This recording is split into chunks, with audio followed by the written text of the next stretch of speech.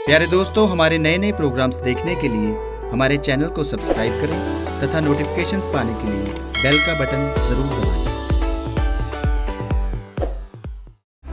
Catholic कलीसिया की मसीही तालीम क्या है, जानेंगे इनको और भी करीब से।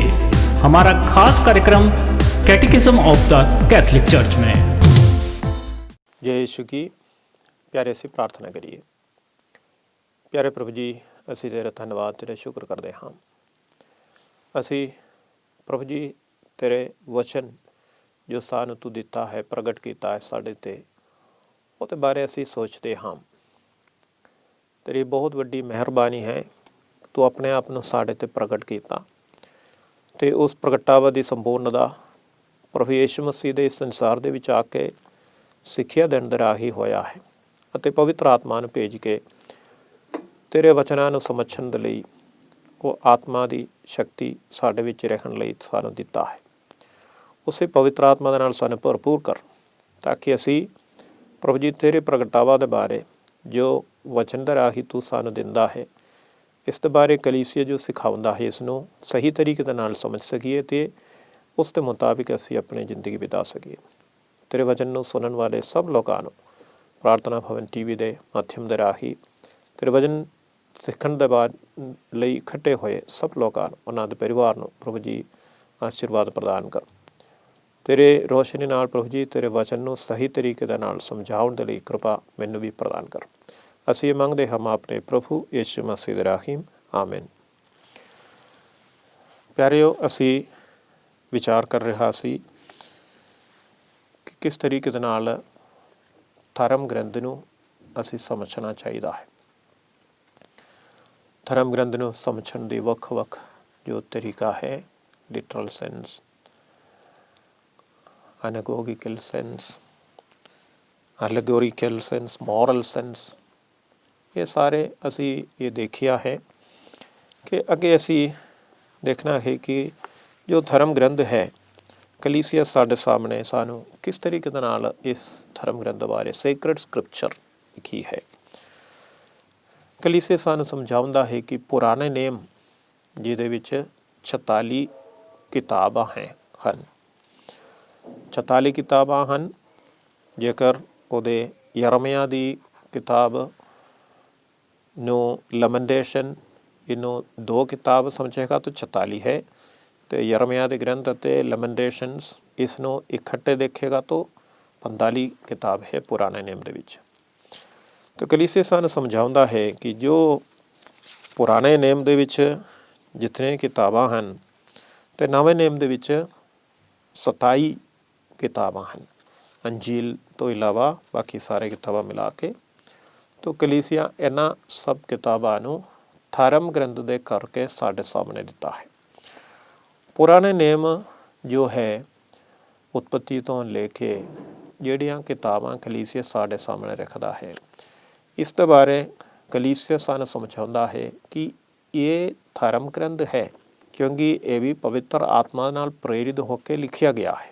ਭਾਵੇਂ ਵੱਖ-ਵੱਖ ਸਦੀ ਦੇ ਵਿੱਚ ਵੱਖ-ਵੱਖ ਲੋਕਾਂ ਦੇ ਜ਼ਰੀਏ ਲਿਖਿਆ ਗਿਆ ਸੀ, ਪਰ ਇਹਨਾਂ ਦੇ ਇੱਕ ਹੀ ਮਕਸਦ ਹੁੰਦਾ ਹੈ, ਉਦੇਸ਼ ਹੁੰਦਾ ਹੈ, ਇਹ ਹੈ ਮਸੀਹਾ ਨੂੰ ਇਸ ਸੰਸਾਰ ਦੇ ਵਿੱਚ ਪ੍ਰਗਟ ਕਰਨ ਦੇ ਲਈ ਇੱਕ ਕੌਮ ਨੂੰ ਤਿਆਰ ਕਰਨਾ। ਅਤੇ ਮਸੀਹਾ ਦੇ ਬਾਰੇ ਹੀ ਉਸ ਧਰਮ ਗ੍ਰੰਥ ਦੇ ਵਿੱਚ, ਪੁਰਾਣੇ ਨੇਮ ਦੇ ਵਿੱਚ ਲਿਖਿਆ ਜਾਂਦਾ ਹੈ। ਅਤੇ ਇਹਦੇ ਵਿੱਚ ਜੋ ਧਾਰਮਿਕ ਨੇਮ ਹੈ ਅਤੇ ਧਰਮ ਵਿਧੀਆਂ ਹਨ, ਇਹਨਾਂ ਸਭ ਅੱਗੇ ਆਉਣ ਵਾਲੀ ਜੋ ਸੰਪੂਰਨਤਾ, ਜੋ ਪੂਰਨ ਤੌਰ 'ਤੇ ਪ੍ਰਗਟਾਵਾ ਹੋਵੇਗਾ, ਇਸ ਦੇ ਸ਼ਕਲ ਦੇ ਵਿੱਚ ਹੀ ਇਹ ਸਾਰੇ ਕੁਝ ਦਿੱਤਾ ਹੈ।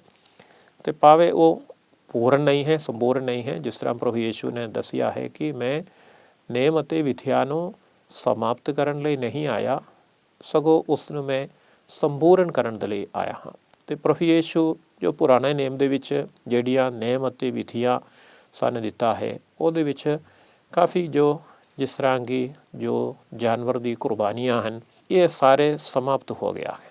ਅਤੇ ਇਸ ਦੀ ਜਗ੍ਹਾ ਦੇ ਵਿੱਚ ਪ੍ਰਭੂ ਯੀਸ਼ੂ ਨੇ ਇੱਕ ਬੇਖੂਨੀ ਕੁਰਬਾਨੀ ਚੜ੍ਹਾਉਣ ਦੇ ਲਈ, ਜੋ ਪੁਰਾਣੇ ਨੇਮ ਦੇ ਵਿੱਚ ਜਿਸ ਤਰ੍ਹਾਂ ਦੀ ਕੁਰਬਾਨੀ ਚੜ੍ਹਾਇਆ ਗਿਆ ਹੈ, ਉਹਦੇ ਵਿੱਚ ਅੱਗੇ ਆਉਣ ਵਾਲੀ ਕੁਰਬਾਨੀ ਦੇ ਬਾਰੇ ਉਹ ਦੱਸਦਾ ਹੈ। ਤੋ ਜਦੋਂ ਅਸੀਂ ਪੁਰਾਣੇ ਨਿਯਮ ਪੜ੍ਹਦੇ ਹਾਂ, ਸਾਡੇ ਮਨ ਵਿੱਚ ਇਹ ਹੋਣਾ, ਇਹ ਨਵੇਂ ਨਿਯਮ ਦੇ ਵਿੱਚ ਜੋ ਵਾਪਰਿਆ ਹੈ, ਵਿਸ਼ੇਸ਼ ਕਰਕੇ ਪ੍ਰਭੂ ਯੀਸ਼ੂ ਦੇ ਨਾਲ ਜੋ ਵਾਪਰਿਆ ਹੈ, ਪ੍ਰਭੂ ਯੀਸ਼ੂ ਨੇ ਜੋ ਸਿੱਖਿਆ ਦਿੱਤੀਆਂ ਹਨ, ਇਹਨਾਂ ਸਾਰਿਆਂ ਦੇ ਬਾਰੇ ਜਦੋਂ ਸਾਡੇ ਮਨ ਦੇ ਵਿੱਚ ਇਹ ਹੈ, ਤਾਂ ਫਿਰ ਜਲਦੀ ਹੀ ਸਾਡੇ ਸਾਹਮਣੇ ਉਹ ਉੱਗ ਕੇ ਆਏंगे ਕਿ ਹਾਂ, ਇਹ ਵੀ ਦੇਖੋ ਪੁਰਾਣੇ ਨਿਯਮ ਦੇ ਵਿੱਚ ਪਰਮੇਸ਼ਵਰ ਨੇ ਪਹਿਲਾਂ ਹੀ ਕਿਸ ਤਰੀਕੇ ਦੇ ਨਾਲ ਅੱਗੇ ਆਉਣ ਵਾਲੀ ਚੀਜ਼ਾਂ ਦੇ ਬਾਰੇ ਗੁਪਤ ਤੌਰ 'ਤੇ ਦੱਸ ਦਿੱਤਾ ਸੀ। ਉਸ ਸਮੇਂ ਦੇ ਲੋਕਾਂ ਨੂੰ ਉਹਨਾਂ ਦੇ ਬਾਰੇ ਪਤਾ ਤਾਂ ਨਹੀਂ ਲੱਗਿਆ ਹੋਗਾ, ਸ਼ਾਇਦ ਲਿਖਣੇ ਵਾਲੇ को भी इतना तो पता नहीं होगा, ਪਰ ਹੁਣ ਜਦੋਂ ਨਵੇਂ ਨਿਯਮ ਦੇ ਵਿੱਚੋਂ ਅਸੀਂ ਲੰਘ ਕੇ ਜਦੋਂ ਅਸੀਂ ਪੁਰਾਣੇ ਨਿਯਮ ਦੇ ਵਿੱਚੋਂ ਚੱਲਦੇ ਹਾਂ, ਉਹਦੇ ਵਿੱਚ ਸਾਨੂੰ ਸਪਸ਼ਟ ਤੌਰ 'ਤੇ ਸਮਝ ਮੇ ਆਉਂਦਾ ਹੈ ਕਿ ਪਵਿੱਤਰ ਆਤਮਾ ਸਾਨੂੰ ਰੋਸ਼ਨੀ ਦੇਵੇਗਾ ਕਿ ਸਮਝਣ ਦੇ ਲਈ ਕਿ ਦੇਖੋ ਇਧਰ ਇਹ ਲਿਖਾ ਹੈ ਕਿ ਮਸੀਹਾ ਦੇ ਬਾਰੇ ਇਸੇ ਤਰ੍ਹਾਂ ਲਿਖਾ ਹੈ। ਇਸੇ ਕਰਕੇ ਪ੍ਰਭੂ ਯੀਸ਼ੂ ਅਸੀਂ ਮਾਊਸ ਜਾਣ ਵਾਲੇ ਚੇਲੇ ਲੋਕਾਂ ਨੂੰ, 2 ਚੇਲਿਆਂ ਦੇ ਨਾਲ ਤਕਰੀਬਨ 1 ਘੰਟੇ ਤੋਂ ਜ਼ਿਆਦਾ ਸਫ਼ਰ ਕਰਕੇ ਉਹਨਾਂ ਦੇ ਨਾਲ ਸਿੱਖਿਆ ਦਿੰਦੇ ਹੋਏ ਮਾਊਸ ਪਹੁੰਚ ਕੇ ਉਹਨਾਂ ਨੂੰ ਧਰਮ ਗ੍ਰੰਥ ਦੀਆਂ, ਪੁਰਾਣੇ ਨਿਯਮ ਦੇ ਵਿੱਚ ਉਸ ਸਮੇਂ ਦਾ ਧਰਮ ਗ੍ਰੰਥ ਪੁਰਾਣੇ ਨਿਯਮ ਹੈ, ਤਾਂ ਪੁਰਾਣੇ ਨਿਯਮ ਦੇ ਵਿੱਚ ਪ੍ਰਭੂ ਯੀਸ਼ੂ ਆਪਣੇ ਬਾਰੇ, ਮਸੀਹਾ ਦੇ ਬਾਰੇ ਜੋ ਲਿਖਾ ਹੈ, ਉਤਪत्ति ਤੋਂ ਲੈ ਕੇ ਆਖਰੀ ਜੋ ਨਬੀ ਹੈ ਉਸ ਤੱਕ, ਜ਼ਕਰੀਆ ਜੋ ਆਖਰ ਦੇ ਵਿੱਚ ਮਾਰਾ ਗਿਆ ਹੈ, ਮਲਾਕੀ ਦੇ ਜੋ ਕਿਤਾਬ ਸਾਡੇ ਬਾਈਬਲ ਦੇ ਵਿੱਚ ਜੋ ਆਖਰੀ ਕਿਤਾਬ ਦੇ ਤੌਰ 'ਤੇ ਕਈ ਐਡੀਸ਼ਨ ਮੈਂ ਹੈ, ਤਾਂ ਇਹਨਾਂ ਕਿਤਾਬਾਂ ਦੇ ਵਿੱਚ ਜੋ ਮਸੀਹਾ ਦੇ ਬਾਰੇ ਲਿਖਾ ਹੈ ਤੇ ਜੋ ਗੁਪਤ ਤੌਰ 'ਤੇ ਲਿਖਾ ਹੈ, ਉਸ ਨੂੰ ਉਹਨਾਂ ਦੇ ਸਾਹਮਣੇ ਖੋਲ੍ਹ ਕੇ ਪ੍ਰਗਟ ਕਰ ਦਿੱਤਾ। ਇਸੇ ਤਰ੍ਹਾਂ ਵਿਛੇਲੇ ਲੋਕਾਂ ਦੀ ਜੋ ਵਿਸ਼ਵਾਸ ਹੈ, ਉਹਨਾਂ ਦੇ ਮਨ ਨੂੰ ਉਤੇਜਿਤ ਕੀਤਾ, ਇੱਥੋਂ ਤੱਕ ਕਿ ਉਹ ਕਹਿੰਦਾ ਹੈ ਕਿ ਜਦੋਂ ਉਹ ਸਾਡੇ ਨਾਲ ਗੱਲ ਕਰ ਰਿਹਾ ਕਿ ਸਾਡੇ ਮਨ ਅੱਗ ਨਾਲ ਉਬਲ ਰਿਹਾ ਸੀ। ਤਾਂ ਇਸੇ ਤਰੀਕੇ ਦੇ ਨਾਲ ਵਿਸ਼ਵਾਸ ਦੀ ਅੱਗ ਉਹਨਾਂ ਦੇ ਵਿੱਚ ਪ੍ਰਵੇਸ਼ ਪਾਉਂਦਾ। ਇਸੇ ਕਰਕੇ ਇਹ ਜੋ ਪੁਰਾਣੇ ਨਿਯਮ ਦੇ ਵਿੱਚ ਜੋ ਕੁਝ ਹੈ, ਇਹ ਹਿੱਸਾ ਹੈ ਇਕੋਨਮੀ ਆਫ ਸਾਲਵੇਸ਼ਨ, ਮਤਲਬ ਮੁਕਤੀ ਦਾ ਭੇਦ ਦੇ ਵਿੱਚ ਜੋ ਪਹਿਲਾ ਹਿੱਸਾ ਹੈ ਪੁਰਾਣੇ ਨਿਯਮ ਦੇ ਵਿੱਚ ਹੈ, ਤੇ ਅਸੀਂ ਇਸ ਨੂੰ ਨਿਕਾਲ ਨਹੀਂ ਸਕਦਾ ਹੈ ਇਹ ਸੋਚ ਕੇ ਕਿ ਹੁਣ ਨਵੇਂ ਨਿਯਮ ਆ ਗਿਆ ਤਾਂ ਪੁਰਾਣੇ ਦੇ ਅਸੀਂ ਕਿਉਂ ਪੜ੍ਹਨਾ ਹੈ ਜਾਂ ਪੁਰਾਣੇ ਦੇ ਵਿੱਚ ਕੀ ਹੈ, ਕਿਉਂਕਿ ਇਹ ਸਭ ਪਰਮੇਸ਼ਵਰ ਕੋਲੋਂ ਪ੍ਰਗਟਾਵਾ ਕੀਤਾ ਗਿਆ ਹੈ। ਭਾਵੇਂ ਉਸ ਸਮੇਂ ਪ੍ਰਗਟ ਕਰਨ ਦਾ ਮਕਸਦ ਅੱਗੇ ਕੌਮਾਂ ਨੂੰ ਤਿਆਰ ਕਰਕੇ ਮਸੀਹਾ ਦੀ ਸੰਸਾਰ ਦੇ ਵਿੱਚ ਆਉਣ ਦੇ ਲਈ ਸੀ, ਪਰ ਜੋ ਪਰਮੇਸ਼ਵਰ ਨੇ ਪ੍ਰਗਟ ਕੀਤਾ ਹੈ ਉਹਦੇ ਵਿੱਚ ਜੋ ਮੁੱਲ ਹੈ, ਜੋ ਸਿੱਖਿਆ ਹੈ, ਉਹਨੂੰ ਪ੍ਰਭੂ ਯੀਸ਼ੂ ਆਪ ਦੱਸੇਗਾ। ਇੱਕ ਕੌਮਾ, ਇੱਕ ਬੂੰਦ, ਇੱਕ ਬਿੰਦੀ ਵੀ ਉਹ ਬਦਲੇਗਾ ਨਹੀਂ ਜਦੋਂ ਤੱਕ ਉਹ ਪੂਰਾ ਨਹੀਂ ਹੋਵੇ। ਤਾਂ ਮਤਲਬ ਪੁਰਾਣੇ ਨਿਯਮ ਦੇ ਵਿੱਚ ਜੋ ਹੋਇਆ ਹੈ ਉਹ ਪੂਰਾ ਹੋਣ ਤੱਕ ਹੀ ਤਕਰੀਬਨ ਉਸਕਾ ਮਕਸਦ ਹੈ। ਪਰ ਕਈ ਜਿਸ ਤਰ੍ਹਾਂ ਕਿ ਖੁਦਾ ਦੀਆਂ ਹੁਕਮਾਂ ਹੈ, ਪ੍ਰਭੂ ਯੀਸ਼ੂ ਨਵੇਂ ਨਿਯਮ ਦੇ ਵਿੱਚ ਉਹਨੂੰ ਦੁਹਰਾ ਕੇ ਦੱਸੇਗਾ, ਇਹ ਖੁਦਾ ਦੀ ਪਾਲਣਾ ਕਰਨਾ, ਇਹਨਾਂ ਦੀ ਪਾਲਣਾ ਕਰਨਾ।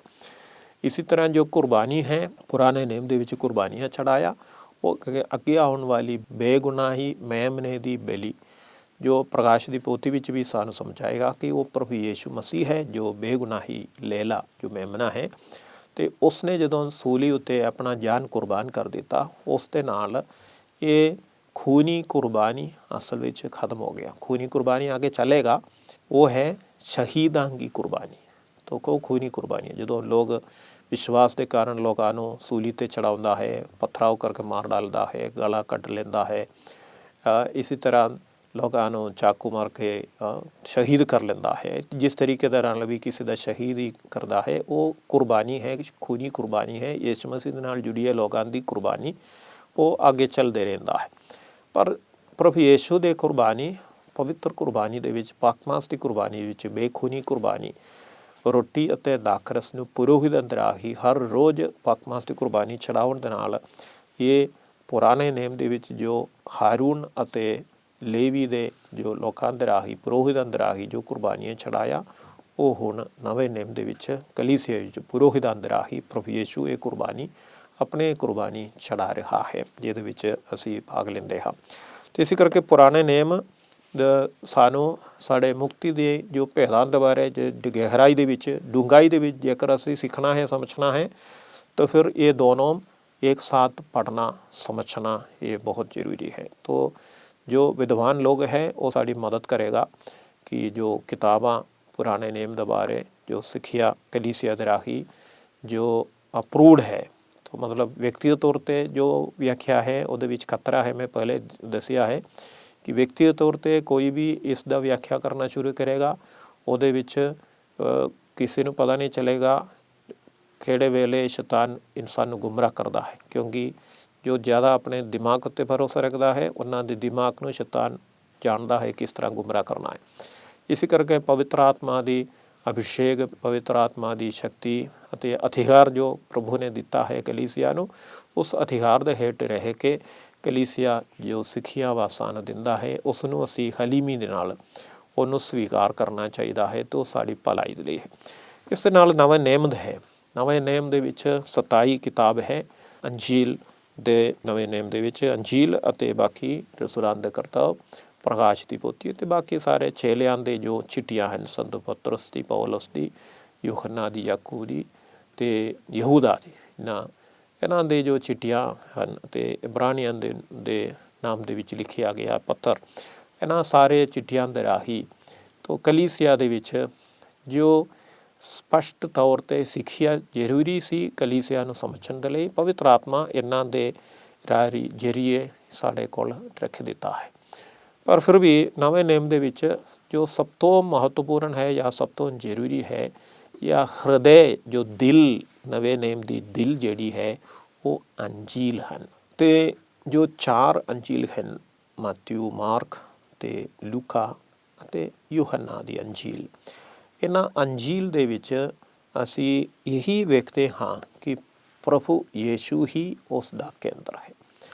ਪ੍ਰਭੂ ਯੀਸ਼ੂ ਮਸੀਹਾ ਹੈ ਆਪਣੇ ਆਪ ਨੂੰ ਪ੍ਰਗਟ ਕਰਨ ਦਾ, ਆਪਣੇ ਸਿੱਖਿਆ, ਆਪਣੇ ਕੰਮਾਂ, ਚਮਤਕਾਰਾਂ ਅਤੇ ਇਹਨਾਂ ਆਪਣੇ ਜੀਵਨ, ਦੁੱਖ ਝੱਲਣਾ, ਸੂਲੀ ਉੱਤੇ ਮਰਨਾ ਅਤੇ ਫਿਰ ਜਿੰਦਾ ਹੋਣਾ ਅਤੇ ਪਵਿੱਤਰ ਆਤਮਾ ਨੂੰ ਘੱਲਣਾ, ਇਹਨਾਂ ਸਾਰੀਆਂ ਗੱਲਾਂ ਜੋ ਅੰਜੀਲ ਦੇ ਰਾਹੀਂ ਅਤੇ ਜੋ ਰਸੂਲਾਂ ਦੇ ਕਰਤੱਵ ਦੇ ਰਾਹੀਂ ਸਾਡੇ ਸਾਹਮਣੇ ਜੋ ਰੱਖਦਾ ਹੈ, ਇਹ ਸਾਨੂੰ ਇਹ ਪ੍ਰਗਟਾਵਾ ਦੀ ਪੂਰਨਤਾ ਹੈ। ਪੁਰਾਣੇ ਨਿਯਮ ਦੇ ਵਿੱਚੋਂ ਪਰਮੇਸ਼ਵਰ ਨੇ ਜਿਤਨਾ ਆਪਣੇ ਆਪ ਨੂੰ ਸਾਡੇ 'ਤੇ ਪ੍ਰਗਟ ਕੀਤਾ, ਇਹ ਹੁਣ ਸੰਪੂਰਨ ਤੌਰ 'ਤੇ ਜਿਸ ਤਰ੍ਹਾਂ ਇਬਰਾਨੀਆਂ ਦੇ ਪਹਿਲੇ ਬਾਬ ਦੀ ਪਹਿਲੇ ਵਿੱਚ ਲਿਖੇਗਾ ਕਿ ਹੁਣ ਅੰਤਿਮ ਸਮੇਂ ਵਿੱਚ ਪਰਮੇਸ਼ਵਰ ਨੇ ਆਪਣੇ ਪੁੱਤਰ ਦੇ ਰਾਹੀਂ, ਯਿਸੂ ਮਸੀਹ ਦੇ ਰਾਹੀਂ ਸਾਡੇ 'ਤੇ ਪ੍ਰਗਟ ਕੀਤਾ। ਪ੍ਰਕਾਸ਼ ਦੀ ਪੋਥੀ ਵਿੱਚ ਵੀ ਦੱਸੇਗਾ, ਮੈਂ ਆਦਿ ਅਤੇ ਅੰਤ ਹਾਂ, ਮੈਂ ਹੁਣ ਪ੍ਰਗਟ ਹੋਇਆ ਹੈ तो मैं यीशु मसीह हाँ। प्रभु यीशु आप कहेगा कि जो नवे नियम दी जो केंद्र है वो प्रभु यीशु है। नवे नियम ਦੇ ਵਿੱਚ ਜੋ ਪ੍ਰਗਟ हुआ है वो यीशु मसीह खुदा ਦਾ ਪੁੱਤਰ, ਉਸ ਉੱਤੇ ਵਿਸ਼ਵਾਸ ਕਰਨਾ, ਉਸ ਨੂੰ ਸਵੀਕਾਰ ਕਰਨਾ, ਉਸੇ ਦੇ ਰਾਹੀਂ ਖੁਦਾ ਬਾਪ ਨੂੰ ਬੰਦਗੀ, ਆਰਾਧਨਾ, ਮਹਿਮਾ ਕਰਨਾ। ਉਸ ਪੁੱਤਰ ਨੂੰ ਸਵੀਕਾਰ ਕਰਨ ਲਈ ਪਵਿੱਤਰ ਆਤਮਾ ਪ੍ਰਭੂ ਨੇ ਸਾਡੇ 'ਤੇ ਘੱਲਦਾ ਹੈ, ਜਿਸ ਤਰ੍ਹਾਂ ਚੇਲਿਆਂ 'ਤੇ ਘੱਲ ਦਿੱਤਾ। ਉਹ ਪਵਿੱਤਰ ਆਤਮਾ ਸਾਨੂੰ ਪ੍ਰਭੂ ਯੀਸ਼ੂ ਨੂੰ ਪਹਿਚਾਨਣ ਲਈ, ਯੀਸ਼ੂ ਦੀ ਵਚਨ ਨੂੰ ਪਹਿਚਾਨਣ ਲਈ, ਵਿਸ਼ਵਾਸ ਕਰਨ ਲਈ ਅਤੇ ਆਤਮਾ ਦੇ ਵਿੱਚ ਆਰਾਧਨਾ ਕਰਨ ਦੇ ਲਈ। ਅਤੇ ਜੋ ਪਵਿੱਤਰ ਕੁਰਬਾਨੀ ਦੇ ਵਿੱਚ ਜੋ ਚੜਾਵਾ ਕੁਰਬਾਨੀ ਚੜਾਉਂਦਾ ਹੈ, ਪੁਰੋਹਿਤ ਪਵਿੱਤਰ ਆਤਮਾ ਦੀ ਮਦਦ ਮੰਗ ਕੇ ਪਵਿੱਤਰ ਆਤਮਾ ਨੂੰ ਉਸ ਰੋਟੀ ਅਤੇ ਦਾਖਰਸ 'ਤੇ ਬੁਲਾ ਕੇ ਉਹ ਪਵਿੱਤਰ ਆਤਮਾ ਰੋਟੀ ਅਤੇ ਦਾਖਰਸ ਨੂੰ ਪੁਰੋਹਿਤ ਦੇ ਵਚਨ, ਪਵਿੱਤਰ ਆਤਮਾ ਨਾਲ ਭਰਿਆ ਵਚਨ, ਉਸ ਦੇ ਰਾਹੀਂ ਇਹ ਪ੍ਰਭੂ ਦਾ ਬਦਨ ਅਤੇ ਲਹੂ ਬਣ ਜਾਂਦੇ ਹਨ। ਅਤੇ ਇਸੇ ਕਰਕੇ ਜੋ ਧਰਮ ਗ੍ਰੰਥ, ਸੇਕਰਡ ਸਕ੍ਰਿਪਚਰ ਜਿਹੜੀ ਹੈ, ਅਸੀਂ ਇਸ ਨੂੰ ਪਰਮੇਸ਼ਵਰ ਦੇ ਵਚਨ ਹੀ ਸਮਝਣਾ ਹੈ। ਪਰ ਇਸ ਵਚਨ ਨੂੰ ਅਸੀਂ ਸਮਝਣਾ ਹੈ ਕਿ ਸਾਰਾ ਕੁਝ ਜੋ ਹੈ ਅੰਜੀਲ ਕੀ ਤਰਫ ਸਾਨੂੰ ਲੈ ਜਾਂਦਾ ਹੈ। ਅੰਜੀਲ ਦੇ ਵਿੱਚ ਪ੍ਰਭੂ ਯੀਸ਼ੂ ਮਸੀਹ ਦਾ ਜੀਵਨ, ਉਸ ਦੀ ਸਿੱਖਿਆ, ਉਸ ਦੀਆਂ ਚਮਤਕਾਰਾਂ, ਜੋ ਉਸ ਦੀ ਦੇਵੀ ਸੁਭਾਅ ਪ੍ਰਗਟ ਕਰਦਾ ਹੈ ਅਤੇ ਉਸ ਦੇ ਦੁੱਖ, ਮੌਤ ਅਤੇ ਉਸ ਦੇ ਪੁਨਰ ਉਥਾਨ, ਜੀ ਉਠਣ, ਇਹਨਾਂ ਦੇ ਬਾਰੇ ਇਹੀ ਹੈ ਜੋ ਸਾਨੂੰ ਸਮਝਾਉਂਦਾ ਹੈ। ਤੋ ਇਹ ਅੰਜੀਲ ਜਿਹੜੀ ਹੈ ਲਿਖਿਆ ਗਿਆ ਹੈ, ਉਹ 4 ਅੰਜੀਲ ਹੈ। ਅੰਜੀਲ ਲਿਖਿਆ ਗਿਆ ਹੈ ਮਰਕੁਸ ਦੇ ਰਾਹੀਂ, ਮੱਤੀ ਦੇ ਰਾਹੀਂ ਅਤੇ ਲੂਕਾ ਦੇ ਰਾਹੀਂ। ਇਸ ਤੋਂ ਬਾਅਦ ਯੂਹੰਨਾ ਚੇਲਿਆਂ ਦੇ ਵਿੱਚੋਂ, ਰਸੂਲਾਂ ਦੇ ਵਿੱਚੋਂ ਇੱਕ ਕੁਛ ਅਲੱਗ ਤਰੀਕੇ ਦੇ ਨਾਲ ਅੰਜੀਲ ਲਿਖਦਾ ਹੈ। ਮਤਲਬ ਜਿਹੜੀਆਂ ਗੱਲਾਂ ਅਸੀਂ ਮਰਕੁਸ, ਮੱਤੀ ਅਤੇ ਲੂਕਾ ਦੀ ਅੰਜੀਲ ਦੇ ਵਿੱਚ ਜੋ ਹੈ ਉਸ ਦੇ ਬਾਰੇ ਜ਼ਿਆਦਾਤਰ ਸੰਤ ਯੂਹੰਨਾ ਬਤਾਏਗਾ ਨਹੀਂ। ਜੋ ਉਹਦੇ ਵਿੱਚ ਨਹੀਂ ਹੈ ਉਹਨਾਂ ਗੱਲਾਂ ਯੂਹੰਨਾ ਆਪਣੇ ਅੰਜੀਲ ਦੇ ਵਿੱਚ ਦੱਸਦਾ ਹੈ। ਤੋ ਜੋ ਸਾਡੇ ਲਈ ਜ਼ਰੂਰੀ ਹੈ ਤੋ ਸਮਝਣਾ ਤੇ ਪ੍ਰਭੂ ਯੀਸ਼ੂ ਨੂੰ ਪਹਿਚਾਨਣ ਲਈ ਜ਼ਰੂਰੀ ਹੈ, ਉਹ ਸਾਰੀਆਂ ਗੱਲਾਂ ਸੰਤ ਯੂਹੰਨਾ ਦੱਸਦਾ। ਪਰ ਇਹ ਕਿਸ ਤਰ੍ਹਾਂ ਲਿਖਿਆ ਗਿਆ ਸੀ, ਅਸੀਂ ਇਸ ਬਾਰੇ ਸੋਚੀਏ ਤਾਂ ਕਲੀਸਿਆ ਸਾਨੂੰ ਸਮਝਦਾ ਹੁੰਦਾ ਹੈ ਕਿ ਅਲੱਗ-ਅਲੱਗ ਸਟੇਜਸ ਆਫ ਫਾਰਮੇਸ਼ਨ, ਮਤਲਬ ਅਲੱਗ-ਅਲੱਗ ਸਮੇਂ ਦੇ ਵਿੱਚ ਇਹ ਸੰਪੂਰਨ ਤੌਰ 'ਤੇ ਲਿਖਿਆ ਗਿਆ ਹੈ। ਤਾਂ ਕੀ ਹੈ? ਸਭ ਤੋਂ ਪਹਿਲਾਂ ਇਹ ਹੈ ਪ੍ਰਭੂ ਯੀਸ਼ੂ ਮਨੁੱਖ ਬਣਾ, ਜਨਮ ਲਿਆ, ਨਾਸਰਤ ਦੇ ਵਿੱਚ ਰਿਹਾ, ਗਲੀਲ ਦੇ ਵਿੱਚ ਜ਼ਿੰਦਗੀ ਬਿਤਾਏ ਅਤੇ ਫਿਰ ਉਹ 30 ਸਾਲ ਦੀ ਉਮਰ ਦੇ ਵਿੱਚ ਪ੍ਰਚਾਰ ਕਰਨਾ ਸ਼ੁਰੂ ਕੀਤਾ।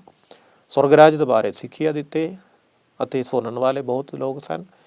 ਉਹਨਾਂ ਦੇ ਵਿੱਚੋਂ ਪ੍ਰਭੂ ਯੀਸ਼ੂ ਨੇ 12 ਲੋਕਾਂ ਨੂੰ ਰਸੂਲ ਦੇ ਕਰਕੇ ਚੁਣ ਲਿਆ ਉਹਨਾਂ ਦੇ ਨਾਲ ਚੱਲਣ ਲਈ, ਅਤੇ ਉਹਨਾਂ ਦੇ ਨਾਲ ਚੱਲ ਕੇ ਪ੍ਰਭੂ ਯੀਸ਼ੂ ਨੇ ਸਾਰੇ ਜੋ ਫਲਸਤੀਨ ਦੇ ਵਿੱਚ, ਯਹੂਦਾ ਦੇਸ਼ ਦੇ ਵਿੱਚ, ਗਲੀਲ ਦੇ ਦੇਸ਼ ਵਿੱਚ, ਆਸ-ਪਾਸ ਦੇ ਸਾਰੇ ਦੇਸ਼ਾਂ ਦੇ ਵਿੱਚ ਜਾ ਕੇ ਲੋਕਾਂ ਦੇ ਸਾਹਮਣੇ ਸਵਰਗ ਰਾਜ ਦੇ ਬਾਰੇ, ਪਛਤਾਵਾ ਦੇ ਬਾਰੇ ਅਤੇ ਪਰਮੇਸ਼ਵਰ ਸਾਡਾ ਪਿਤਾ ਹੈ ਇਸ ਦੇ ਬਾਰੇ ਉਹਨੂੰ ਸਿੱਖਿਆ ਦਿੱਤਾ। ਇਹ ਜਿਹੜੇ ਲੋਕ ਪ੍ਰਭੂ ਯੀਸ਼ੂ ਦੇ ਨਾਲ ਚੱਲਦਾ ਸੀ ਉਹਦੇ ਵਿੱਚ ਇਹ 12 ਰਸੂਲ ਲੋਕ ਸਨ।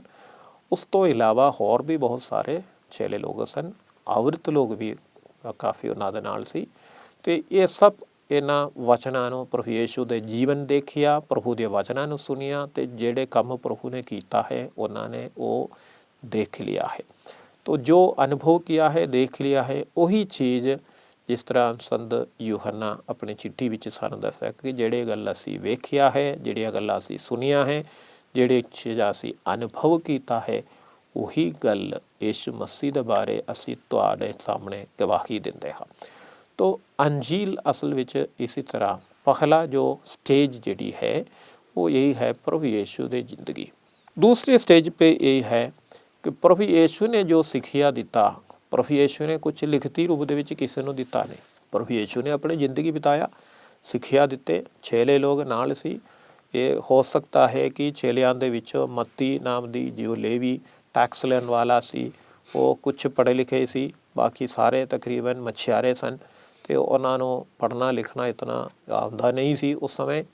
ਬਾਅਦ ਵਿੱਚ ਅਸੀਂ ਦੇਖੇਗਾ ਕਿ ਪਤਰਸ ਅਤੇ ਯਕੂਬ ਚਿੱਠੀ ਲਿਖਦਾ ਹੈ ਅਤੇ ਇਹਨਾਂ ਦੇ ਬਾਰੇ ਸਕਾਲਰਸ ਜਿਹੜੀ ਹੈ ਵਿਦਵਾਨ ਲੋਕ ਬਤਾਏਗਾ ਕਿ ਉਹਨਾਂ ਨੇ ਲਿਖਾ ਹੈ ਤਾਂ ਵੀ ਉਹਨਾਂ ਨੇ ਜੋ ਲਿਖਿਆ ਹੈ ਉਹਨਾਂ ਦੇ ਸੈਕਟਰੀ ਲੋਕ ਯਾਨੀ ਕਿਸੇ ਹੋਰ ਨੇ ਉਹਨਾਂ ਨੇ ਬਤਾਇਆ, ਉਹ ਕਿਸੇ ਹੋਰ ਨੇ ਲਿਖ ਦਿੱਤਾ ਹੈ। ਤੋ ਇਹਦੇ ਵਿੱਚ ਅਸੀਂ ਇਹ ਦੇਖਦੇ ਹਾਂ ਕਿ ਜੋ ਯਿਸੂ ਮਸੀਹ ਦੇ ਮੁਰਦਿਆਂ ਵਿੱਚੋਂ ਜੀ ਉੱਠਣ ਦੇ ਬਾਅਦ ਜੋ ਸਭ ਤੋਂ ਪਹਿਲਾ ਪ੍ਰਚਾਰ ਜੋ ਹੁੰਦਾ ਹੈ ਉਹ ਇਹੀ ਹੈ ਕਿ ਯਿਸੂ ਮਸੀਹ ਜਿੰਦਾ ਹੋਇਆ ਹੈ, ਜੀ ਉੱਠਾ ਹੈ। ਅਤੇ ਇਹ ਖੁਸ਼ਖਬਰੀ ਹੈ। ਇਹ ਖੁਸ਼ਖਬਰੀ ਲੋਕਾਂ ਦੇ ਵਿੱਚ ਫੈਲ ਗਿਆ। ਪਤਰਸ ਨੇ ਪ੍ਰਚਾਰ ਕਰਨਾ ਸ਼ੁਰੂ ਕੀਤਾ, ਬਾਕੀ ਸਾਰੇ ਚੇਲਿਆਂ ਨੇ ਪ੍ਰਚਾਰ ਕਰਨਾ ਸ਼ੁਰੂ ਕੀਤਾ। ਇਸੇ ਤਰ੍ਹਾਂ ਸਾਰੇ ਲੋਕ ਜਿੱਥੇ ਜਿੱਥੇ ਉਹ ਪਹੁੰਚ ਗਏ ਉੱਧਰ ਜਾ ਕੇ ਪ੍ਰਚਾਰ ਕਰਨਾ। ਉਸ ਸਮੇਂ ਵਿਸ਼ਵਾਸੀ ਅਤੇ ਅਤਿਆਚਾਰ ਹੋਏ ਤਾਂ ਵਿਸ਼ਵਾਸੀ ਲੋਕ ਸਾਰੇ ਖਿਲਰ ਗਏ, ਬਾਹਰਲੇ ਦੂਸਰੇ ਦੇਸ਼ਾਂ ਦੇ ਵਿੱਚ ਚਲੇ ਗਏ। ਜਿੱਥੇ ਜਿੱਥੇ ਵੀ ਉਹ ਗਏ ਉਹਨਾਂ ਸਭ ਜਗ੍ਹਾ ਵਿੱਚ ਉਹਨਾਂ ਨੇ ਪ੍ਰਚਾਰ ਕਰਨਾ ਸ਼ੁਰੂ ਕੀਤਾ। ਮਤਲਬ ਜਿਹੜੀਆਂ ਗੱਲਾਂ ਉਹ ਵੇਖਿਆ, ਸੁਣੀਆਂ, ਅਨੁਭਵ ਕੀਤਾ ਅਤੇ ਜੋ ਰਸੂਲਾਂ ਦੇ ਕੋਲੋਂ ਜੋ ਸੁਣਿਆ ਹੈ ਉਹ ਇੱਧਰ ਉੱਧਰ ਜਾ ਕੇ ਸਭੀ ਲੋਕਾਂ ਨੂੰ। ਤੋ ਚੇਲੇ ਲੋਕ ਵੀ, ਰਸੂਲ ਲੋਕ ਵੀ ਉਹ ਪਹਿਲੇ ਸਾਰੇ ਯਰੂਸ਼ਲਮ ਵਿੱਚ ਸੀ। ਉਸ ਤੋਂ ਬਾਅਦ ਜਦੋਂ ਅਤਿਆਚਾਰ ਹੋਇਆ, ਯਾਕੂਬ ਨੂੰ ਕਤਲ ਕਰ ਦਿੱਤਾ हेरोदेस ने, उस तो बाद सारे फिर उधर से फिर अलग अलग देशों में जाएंगे। संत थोमा भारत देश ਦੇ ਵਿੱਚ ਆਏ। इसी तरह बाकी सारे चेले लोग अलग अलग देश में जाएंगे। ये भी परमेश्वर ਦੀ ਯੋਜਨਾ ਸੀ ਕਿ ਇਸ ਤਰੀਕੇ ਦੇ ਨਾਲ ਜੋ ਸੁਸਮਾਚਾਰ ਹੈ ਉਹ ਦੁਨੀਆ ਭਰ ਵਿੱਚ ਫੈਲ ਜਾਵੇ। ਅਤੇ ਇਹ ਇਸ ਨੂੰ ਅਸੀਂ ਕਹਿੰਦਾ ਹੈ ਔਰਲ ਟ੍ਰੈਡੀਸ਼ਨ, ਯਾਨੀ ਜ਼ੁਬਾਨੀ ਤੌਰ 'ਤੇ ਜਿਹੜੇ ਗੱਲ ਪ੍ਰਭੂ ਯੀਸ਼ੂ ਨੇ ਬੋਲਾ ਕਿਸੇ ਨੇ ਸੁਣਿਆ ਹੈ। ਚੇਲੇ ਲੋਕਾਂ ਨੇ ਜੋ ਸੁਣਿਆ ਹੀ ਉਹਨਾਂ ਨੇ ਪ੍ਰਚਾਰ ਕੀਤਾ। ਜਦੋਂ ਪ੍ਰਚਾਰ ਕੀਤਾ ਉਹਨਾਂ ਦੇ ਵਿੱਚੋਂ ਕਈਆਂ ਨੇ ਸੁਣ ਲਿਆ ਹੈ। ਹੁਣ ਮੈਂ ਪ੍ਰਚਾਰ ਕਰਦੇ ਹਾਂ ਅਤੇ ਹੋ ਸਕਦਾ ਹੈ ਤੁਹਾਡੇ ਵਿੱਚੋਂ ਕੋਈ ਨੋਟ ਲਿਖ ਰਿਹਾ ਹੈ ਕਿ ਹਾਂ ਸੁਣਿਆ ਹੈ, ਤਾਂ ਤਕਰੀਬਨ ਸਾਰੇ ਸੁਣ ਹੀ ਰਹਾ ਹੈ, ਨੋਟ ਨਹੀਂ ਬਣਾ ਰਹੇ। ਪਰ ਹੋ ਸਕਦਾ ਹੈ ਜਿਸ ਤਰ੍ਹਾਂ ਲੇਵੀ ਦੀ ਤਰ੍ਹਾਂ ਕੋਈ ਇੱਕ ਅੱਧਾ ਕੁਛ ਨੋਟ ਬਣਾਵੇ, ਥੋੜ੍ਹਾ ਬਹੁਤ ਲਿਖ ਛੱਡੇ, ਇਸੇ ਤਰ੍ਹਾਂ। ਤਾਂ ਇਹ ਦੂਸਰਾ ਸਟੇਜ ਹੈ। ਤਾਂ ਇਹਦੇ ਵਿੱਚ ਹੁਣ ਵੀ ਲਿਖਤੀ ਰੂਪ ਦੇ ਵਿੱਚ ਨਵੇਂ ਨੇਮ ਦੀ ਕੋਈ ਗੱਲ ਹੈ ਹੀ ਨਹੀਂ। ਜਦੋਂ ਧਰਮ ਗ੍ਰੰਥ ਬਾਰੇ ਜਦੋਂ ਪਤਰਸ ਅਤੇ ਪੌਲਸ ਵਧਾਉਂਦਾ ਹੈ ਉਹ ਅੰਜੀਲ ਦੇ ਬਾਰੇ ਨਹੀਂ, ਉਹ ਪੁਰਾਣੇ ਨਿਯਮ ਦੇ ਬਾਰੇ ਦੱਸਦਾ ਹੈ, ਕਿਉਂਕਿ ਅਜੇ ਤੱਕ ਨਵਾਂ ਨਿਯਮ ਲਿਖਿਆ ਨਹੀਂ ਗਿਆ ਸੀ। ਪਰ ਹੁਣ ਅਸੀਂ ਵੇਖਦੇ ਹਾਂ ਕਿ ਅਗਲਾ ਜੋ ਹਿੱਸਾ ਹੈ ਉਹ ਹੈ ਲਿਖਤੀ ਰੂਪ ਦੇ ਵਿੱਚ। ਇਹ ਕਦੋਂ ਹੋਇਆ ਅਸੀਂ ਪਿੱਛੇ ਦੇਖ ਚੁੱਕਾ ਹੈ। ਜਦੋਂ ਰਸੂਲ ਲੋਕ ਇੱਕ ਇੱਕ ਕਰਕੇ ਸ਼ਹੀਦ ਹੁੰਦੇ ਰਹੇ ਤਾਂ ਕਲੀਸਿया ਦੀ ਜੋ ਵਿਆਪਤੀ ਹੋਰ ਅੱਗੇ ਚੱਲ ਗਏ। ਤਾਂ ਕੁਛ ਲੋਕਾਂ ਨੇ, ਜਿਸ ਤਰ੍ਹਾਂ ਸੰਤ ਲੂਕਾ ਹੈ, ਇਹਨਾਂ ਨੇ ਸੋਚਿਆ ਕਿ ਜੌਨ ਮਾਰਕੋਸ ਜੋ ਸੰਤ ਪੌਲਸ ਅਤੇ ਪਤਰਸ ਦੇ ਨਾਲ ਸੇਵਾ ਕਰਦਾ ਸੀ, ਲੂਕਾ ਸੰਤ ਪੌਲਸ ਦੇ ਪਤਰਸ ਦੇ ਨਾਲ ਸੇਵਾ ਕਰਦਾ ਸੀ, ਇਹਨਾਂ ਨੇ ਸੋਚਿਆ ਕਿ ਸੰਤ ਲੂਕਾ ਸਾਨੂੰ ਦੱਸਣਗੇ ਮੈਂ ਇਹ ਥਿਓਫਿਲਸ मतलब परमेश्वर ਨੂੰ ਪਿਆਰ ਕਰਨ ਵਾਲੇ ਮੈਂ ਇਹ ਸਾਰੇ ਜਾਂਚ ਕਰਕੇ ਖੋਜ ਕਰਕੇ ਜਿਤਨੇ ਲੋਕਾਂ ਨੇ ਇਹਦਾ ਨੋਟ ਬਣਾਇਆ ਇਹ ਸਾਰੇ ਇਕੱਠਾ ਕਰਕੇ ਮੈਂ ਹੁਣ ਇੱਕ ਸੰਪੂਰਨ ਤੌਰ 'ਤੇ ਇੱਕ ਜੋ ਅੰਜੀਲ ਦੇ ਯਿਸੂ ਮਸੀਹ ਦੇ ਬਾਰੇ ਮੈਂ ਲਿਖ ਰਿਹਾ ਹਾਂ। ਇਸੇ ਤਰ੍ਹਾਂ ਸੰਤ ਲੂਕਾ ਨੇ ਅੰਜੀਲ ਅਤੇ ਰਸੂਲਾਂ ਦੇ ਕਰਤੱਵ ਜਿਹੜੀ ਹੈ ਉਹ ਲਿਖ ਦਿੱਤਾ ਹੈ ਤਾਂ ਕਿ ਉਹ ਲਿਖਤੀ ਰੂਪ ਦੇ ਵਿੱਚ ਹੁਣ ਪੀੜ੍ਹੀਓਂ ਪੀੜ੍ਹੀ ਲੋਕਾਂ ਨੂੰ ਮਿਲ ਜਾਵੇ। नहीं है तो वो जुबानी तौर पर ही चलता रहता सी पीढ़ियों पीढ़ी, पर हुण ये लिखती रूप दे विच आ गया है। तो ये है 3 जो स्टेज है जो डेवलपमेंट जिहड़ी है इहदे राही जो अंजील जो साढ़े कोल पहुँच गया है। पर असी इसनों समझना चाहिए है कि तो प्रचार दे राही ही विश्वास फैलते रहे। चेले लोग विश्वासी लोग जदों आगे चल गए। संत पौलस इहदे बहुत वड्डी उदाहरण है। संत पौलस ने ਸਿੱਧੇ ਪ੍ਰਭੂ ਯਿਸੂ ਨੂੰ ਦੇਖਿਆ ਹੈ। ਪ੍ਰਭੂ ਯਿਸੂ ਦੇ ਜੀ ਉੱਠਣ ਤੋਂ ਬਾਅਦ ਹੀ, ਪੰਦਕੁਸਤਾ ਦੇ ਤਿਉਹਾਰ ਤੋਂ ਬਾਅਦ ਹੀ ਇੱਕ ਪ੍ਰਗਟਾਵਾ ਸਾਊਲ ਉੱਤੇ ਵਿਸ਼ੇਸ਼ ਕਰਕੇ ਪ੍ਰਭੂ ਯਿਸੂ ਨੇ ਉਹਨੂੰ ਦੇ ਦਿੱਤਾ ਅਤੇ ਉਹਨੂੰ ਸਾਰੀਆਂ ਗੱਲਾਂ ਇੱਕ ਦਰਸ਼ਨ ਦੇ ਜ਼ਰੀਏ ਉਹਨਾਂ ਨੇ ਸਮਝਾ ਦਿੱਤਾ। तो संत पौलुस ने साउल बदल के पौलुस बन के वो यीशु मसीह दे बारे प्रचार किया है। पर जिस तरह यूहन्ना, यकूब, पतरस, यहूदा, तदेउस ये सारे सानू ये समझाएंगे कि ਜਿਹੜੀਆਂ ਗੱਲਾਂ ਅਸੀਂ ਦੇਖਿਆ ਹੈ, ਅਸੀਂ ਸੁਣਿਆ है, ये ਅਸੀਂ ਤੁਹਾਡੇ ਸਾਹਮਣੇ रखते हाँ।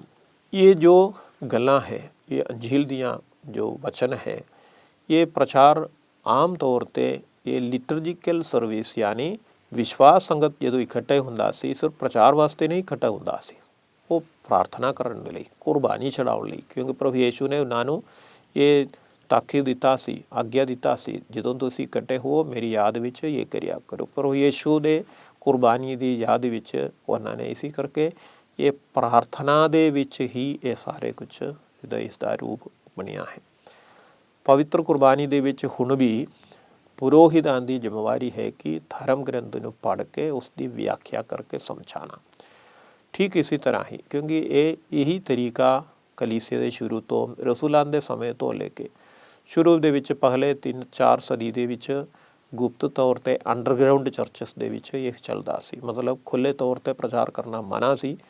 इसी करके अंडरग्राउंड दे विच घरां दे विच इकट्ठे हुंदा सी। तो जदों कलीसिया नूं आज़ादी मिली आ तो खुले तौर ते चर्चस ਵੱਡੇ ਵੱਡੇ ਇਮਾਰਤਾਂ ਆਉਣਾ ਸ਼ੁਰੂ ਹੋ ਗਿਆ, ਉਹਨਾਂ ਦੇ ਵਿੱਚ ਪ੍ਰਚਾਰ ਕਰਨਾ ਸ਼ੁਰੂ ਕੀਤਾ ਅਤੇ ਉਸ ਦੇ ਵਿੱਚ ਪਵਿੱਤਰ ਕੁਰਬਾਨੀ ਦੇ ਵਿੱਚ ਲੋਕ ਆ ਕੇ ਭਾਗ ਲੈਣਾ ਸ਼ੁਰੂ ਕੀਤਾ। तो इसी तरह ही है जो वचन जो है अंजील ਅਤੇ ਪੁਰਾਣੀਆਂ ਅਤੇ ਨਵੇਂ ਨੇਮ ਜਿਹੜੀ ਹੈ ਇਹ ਲਿਖ ਦਿੱਤਾ ਗਿਆ ਹੈ। ਇਹ ਸਾਡੇ ਭਲਾਈ ਵਾਸਤੇ ਹੈ, ਅਸੀਂ ਇਹਨਾਂ ਗੱਲਾਂ ਨੂੰ ਸਮਝਣਾ ਚਾਹੀਦਾ ਹੈ। ਅਸੀਂ ਪ੍ਰਭੂ ਦਾ ਧੰਨਵਾਦ ਕਰੀਏ ਕਿਉਂਕਿ ਇਹ ਪਰਮੇਸ਼ਵਰ ਦੀ ਮਿਹਰ ਹੈ, ਸਾਡੇ ਲਈ ਪਿਆਰ ਹੈ ਕਿ ਉਹਨਾਂ ਪਵਿੱਤਰ ਆਤਮਾ ਦੇ ਜ਼ਰੀਏ ਇਹਨਾਂ ਲੋਕਾਂ ਨੂੰ ਇਹ ਲਿਖਤੀ ਰੂਪ ਦੇ ਵਿੱਚ ਛੱਡਣ ਦੇ ਲਈ ਅਤੇ ਕਲੀਸਿਆ ਦੇ ਰਾਹ ਹੀ ਇਹਨਾਂ 27 ਕਿਤਾਬ ਨਵੇਂ ਨੇਮ ਦੇ ਵਿੱਚ ਅਤੇ ਜੋ 56 ਜੋ ਪੁਰਾਣੇ ਨੇਮ ਦੇ ਵਿੱਚ ਜੋ ਕਿਤਾਬ ਹੈ ਇਹਨਾਂ ਨੂੰ ਇਹ ਧਰਮ ਗ੍ਰੰਥ ਹੈ, ਇਸ ਦੀ ਅਧਿਕਾਰ ਦੇ ਨਾਲ ਕਲੀਸਿਆ ਆਪਣੇ ਅਧਿਕਾਰ ਦੇ ਨਾਲ ਸਾਡੇ ਸਾਹਮਣੇ ਰੱਖਦਾ ਹੈ ਕਿ ਅਸੀਂ ਬਿਨਾਂ ਸ਼ੱਕ ਦੇ ਇਹਨਾਂ ਵਚਨਾਂ ਉੱਤੇ ਭਰੋਸਾ ਰੱਖ ਸਕਦਾ ਹੈ, ਪ੍ਰਭੂ ਦਾ ਵਚਨ ਸਮਝ ਕੇ ਉਹਨੂੰ ਪੜ੍ਹ ਸਕਦਾ ਹੈ ਅਤੇ ਜਦੋਂ ਸਾਨੂੰ ਦੁੱਖ ਸੰਕਟ ਆਉਂਦਾ ਹੈ ਉਹ ਵਚਨ ਸਾਨੂੰ ਆਸ਼ੀਰਵਾਦ ਦਿੰਦਾ ਹੈ, ਆਸ਼ਵਾਸਨ ਦਿੰਦਾ ਹੈ, ਸਾਨੂੰ ਹੌਸਲਾ ਦਿੰਦਾ ਹੈ। ਫਿਰ ਅਸੀਂ ਉਹਨੂੰ ਪ੍ਰਾਰਥਨਾ ਦੇ ਰੂਪ ਦੇ ਵਿੱਚ ਦੁਹਰਾ ਸਕਦੇ ਹੈ, ਪੜ੍ਹ ਸਕਦੇ ਹੈ, ਸਾਡੇ ਦਿਮਾਗ ਦੇ ਵਿੱਚ ਪ੍ਰਭੂ ਦੀ ਰੋਸ਼ਨੀ ਪਹੁੰਚਦਾ ਹੈ। ਅਸੀਂ ਪ੍ਰਾਰਥਨਾ ਕਰੀਏ। ਪਿਆਰੇ ਪ੍ਰਭੂ ਜੀ, ਇਸੇ ਤਰ੍ਹਾਂ ਧੰਨਵਾਦ ਤੇਰੇ ਸ਼ੁਕਰ ਕਰ ਰਿਹਾ ਕਿਉਂਕਿ ਜੋ ਧਰਮ ਗ੍ਰੰਥ ਤੂੰ ਸਾਡੇ ਲਈ ਦਿੱਤਾ ਹੈ, ਇਹ ਸੱਚ ਵਿੱਚ ਅਸੀਂ ਸਮਝਦੇ ਹਾਂ ਕਿ ਪਵਿੱਤਰ ਆਤਮਾ ਦੀ ਅਗਵਾਈ ਵਿੱਚ ਕਲੀਸਿਆ ਵੱਖ-ਵੱਖ ਸਮੇਂ ਦੇ ਵਿੱਚ ਇਹਨੂੰ ਸਾਡੇ ਤੱਕ ਪਹੁੰਚਾਇਆ ਹੈ ਅਤੇ ਜੋ ਧਰਮ ਗ੍ਰੰਥ ਹੈ ਇਹ ਸਹੀ ਹੈ ਕਰਕੇ ਸਾਡੇ ਸਾਹਮਣੇ ਪੇਸ਼ ਕੀਤਾ ਹੈ। ਅਸੀਂ ਕਲੀਸਿਆ ਦੀ ਏਕਤਾ ਵਿੱਚ ਰਹਿ ਕੇ ਇੱਕੋ ਕਲੀਸਿਆ ਜੋ ਪ੍ਰਭੂ ਯਿਸੂ ਦਾ ਸਰੀਰ ਹੈ ਉਸ ਨਾਲ ਮਿਲ ਕੇ ਇਸ ਧਰਮ ਗ੍ਰੰਥ ਨੂੰ ਵੀ, ਪਰਮੇਸ਼ਵਰ ਦੇ ਵਚਨ ਨੂੰ ਵੀ ਸਵੀਕਾਰ ਕਰਦੇ ਹਾਂ ਅਤੇ ਪਵਿੱਤਰ ਕੁਰਬਾਨੀ ਦੇ ਵਿੱਚ ਜੋ ਵਚਨ ਅਸੀਂ ਸੁਣਦੇ ਹਾਂ ਤੇਰੇ ਹੀ ਵਚਨ ਸਮਝ ਕੇ ਸਵੀਕਾਰ ਕਰਦੇ ਹਾਂ।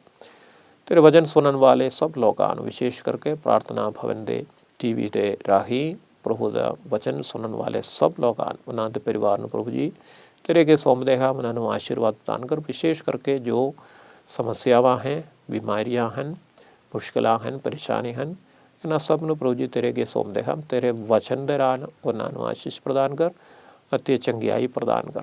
ਅਸੀਂ ਇਹ ਮੰਗਦੇ ਹਾਂ ਆਪਣੇ ਪ੍ਰਭੂ ਯਿਸੂ ਮਸੀਹ ਦੇ ਰਾਹੀਂ। ਪੂਰੀ ਕੁਦਰਤ ਵਾਲੇ ਖੁਦਾ ਬਾਪ ਅਤੇ ਬੇਟਾ ਅਤੇ ਰੂਹ ਪਾਕ ਦੀ ਆਸ਼ੀਸ਼ ਤੁਹਾਡੇ ਤੇ ਹੋਵੇ। ਆਮੀਨ। ਜੈ ਯਿਸੂ ਕੀ